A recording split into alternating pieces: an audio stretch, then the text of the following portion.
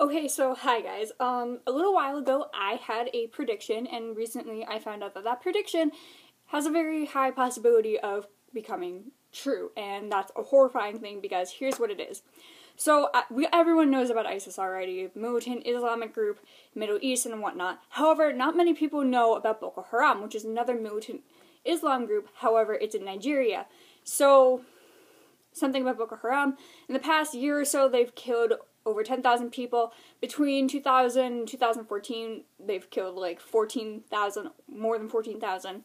Not sure what the exact number is, but a lot of people, you get the gist. The surrounding countries, Cameroon, Niger, Benin, and Chad, are saying that they're going to send troops in if they continue it, and if Operation Flush, which is the Nigerian government's reaction to Boko Haram, fails. So there's that. And then everything involving ISIS, where they burned someone alive, and they burned a Jordanian pilot alive in a cage. They're trying to provoke people. They beheaded 21 Egyptians. Horrible stuff, right? Okay, so we all know that ISIS has been making a lot of propaganda videos. They've been videotaping beheadings, videotaping burning people alive, videotaping everything. They've been using social media to spread their propaganda around. And so my prediction was that Boko Haram and ISIS were going to join forces because they're both relatively in the same area. They're both very close to each other, and they're both militant Islam groups.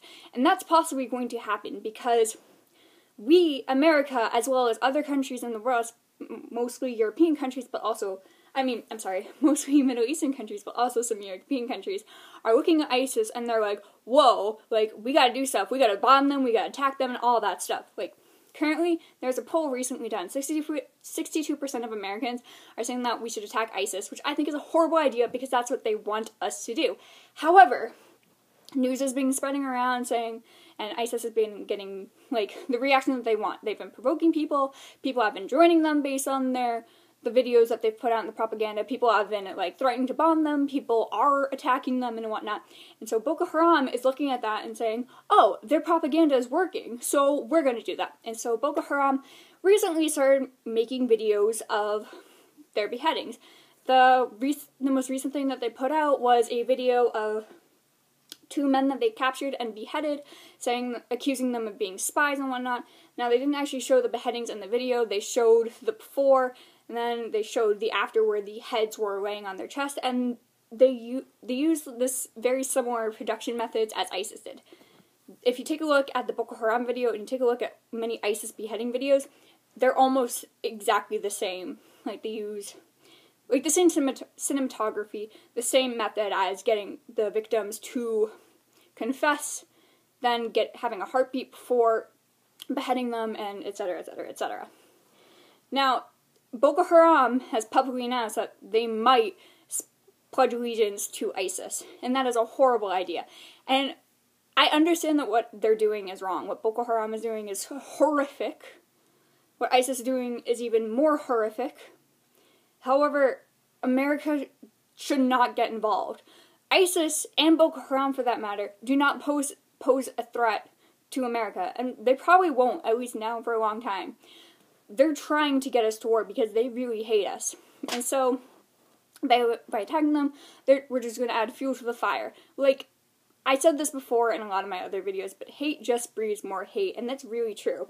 And another thing is that neither of them are going to survive in the long run. ISIS is killing everyone. They're not going to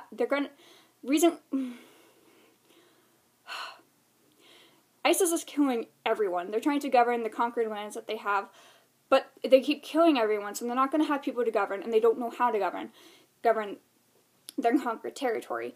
And so the predictions for the crop growth this year are supposed to be bad. They're predicted to be bad because they keep killing people and they don't know how to actually govern their people and whatnot, like I said, because they keep killing everything. I know it's really horrific and whatnot what they're doing, but let the Middle East fight the Middle East. If America gets involved, something far worse than ISIS, or Boko Haram, if we attack Boko Haram, is going to come out of it. A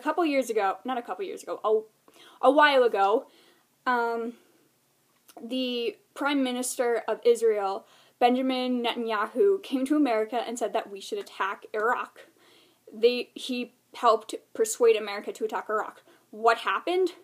We attacked Iraq, and that's where ISIS came from.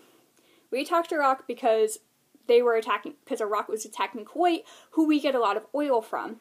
And out of that, Al-Qaeda really didn't like us and all that stuff. Saddam Hussein really doesn't like us, and Saddam Hussein and Al-Qaeda really didn't like each other in general. So now we have those two enemies, and then Al-Qaeda and Hussein kind of made a treaty-ish, I guess you could call it.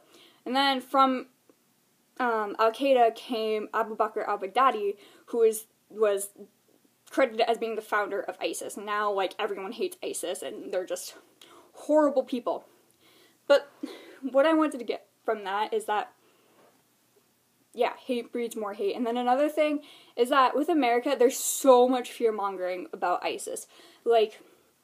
Oh, ISIS this, ISIS this, ISIS this, they're killing everyone, blah, blah, blah. And you can't make a joke about ISIS because they're so horrible, and, there's an SNL skit on ISIS, and Fox News completely tore it apart. They were, horrified by it, and whatever. Whereas, in the Middle East, there are television shows that are made to make fun of ISIS, because they think that comedy is a way to fight ISIS in the Middle East, and I think that's so great, because, yes, what they're doing is wrong. What they're doing is horrible. They're killing innocent people, and I feel so bad about that. However, killing them is just going to strengthen them. It's going to get them even more provoked. It's going to make them kill even more people. There will never be, complete goodness, but there will never be complete evil either. Netanyahu recently came to America again in the past week or so, and he was saying that we should invade Iran because they're thinking of getting nuclear power plants and whatnot and start producing their own nuclear weapons. We don't want that to happen, but Netanyahu is saying things like, we don't negotiate with evil, the enemy of your enemy is your enemy. First of all, Iran is much bigger than Iraq, so that's going to be a complete clusterfuck. We're probably going to make another enemy in the Middle East. Who even knows, if we invade Iran, maybe Iran will side with Iraq. And Iran was our ally when we invaded Iraq in 2003. So it's really frustrating how easily people are provoked. They're not going to sustain. ISIS is not going to last. Maybe they will for a while, but in the long run, they're going to completely fail. They're not going to have enough resources. They're not going to be able to gather their people. They're going to end up provoking so many other Middle Eastern countries, they're going to collapse. However, America should not get involved.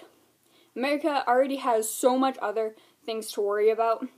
This is not another one. And even France has been, attacking ISIS, and they're doing a pretty good job.